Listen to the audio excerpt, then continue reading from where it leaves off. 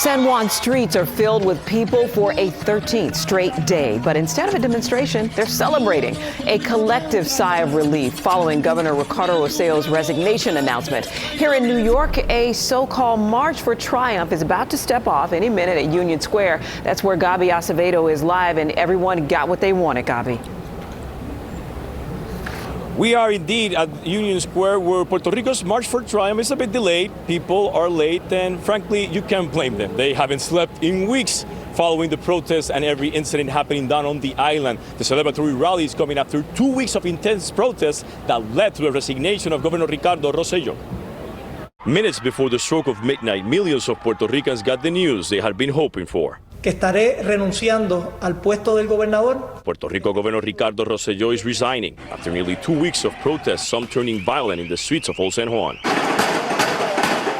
The first Puerto Rico governor ever to resign, a historical moment that captured the hearts and minds of Puerto Ricans in New York. I never thought that this was going to happen in our country, Puerto Rico. I thought that our people there was fighting for our right. Maria Cruz has been a Puerto Rican activist in the city since the late 1960s. She feels this will be a turning point in the island's political and social history. I'm very proud to be a Puerto Rican, to fight for our rights, and we will do here anything that we have to do to make sure that Puerto Rico se levanta. The July Revolution, as local media in Puerto Rico have dubbed the public demonstration, started after an explosive private chat group between the governor and his aides was leaked, as well as FBI arrests of former government officials on corruption charges. It has shown us that when we do things the correct way, there is a greater outcome, a greater positive outcome than what the whole world thought. The daily demonstrations signaling Puerto Ricans' demand for better politics and government. If we all stick together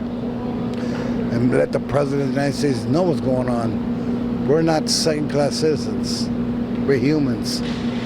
We are Puerto Ricans and we are Americans. Fireworks filled the skies of San Juan, capital city, a sight that will never be forgotten by New Yorkers connected to the rallies. When the time comes that the need is there, we always unite. We're a whole family.